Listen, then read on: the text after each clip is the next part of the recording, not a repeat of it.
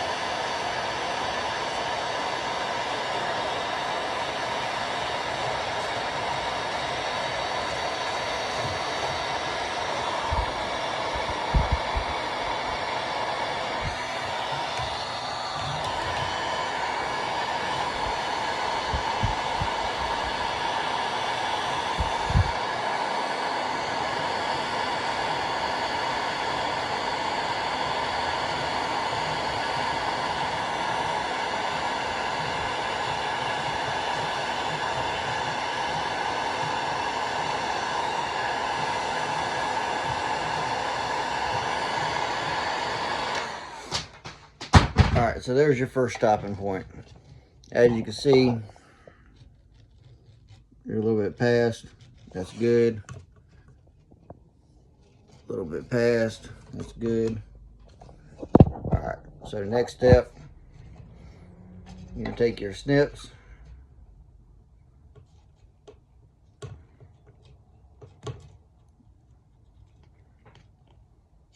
You're going to work them in there. And you're going to trim that back where you only got about 3/16 or the equal distance. And if you trim it back a little too far, that's okay. Just kind of work it and get you some extra there. But you want to try to get it as evenly as you can. So about the distance even from the top of your OD of your grip to the OD of your blank is what you want sticking out there. That's the material that's going to fold down. There you go. So after that, pick your heat gun again. I'm going to heat this up.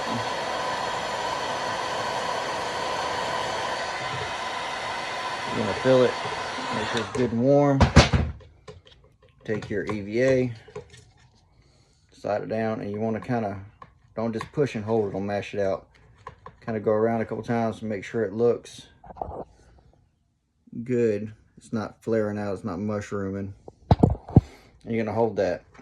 What you want to do is you want to hold that shrink in place while it's cooling down. Once it's cool, it'll hold its form just fine. You can take it back, see it's still popping out. Just hold a little bit longer. Normally it takes 30-45 seconds and you're good to go.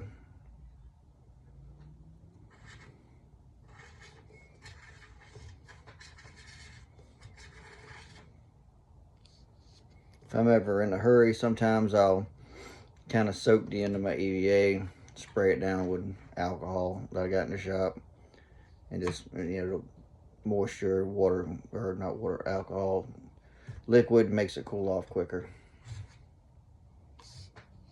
So you see it's not flaring out anymore, maybe just a little bit of pop. But what that'll give you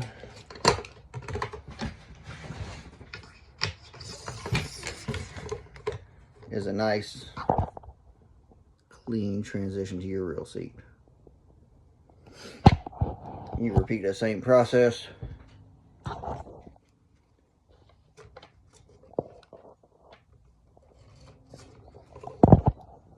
on all your ends, then wrap up to it, do your epoxy work up to it.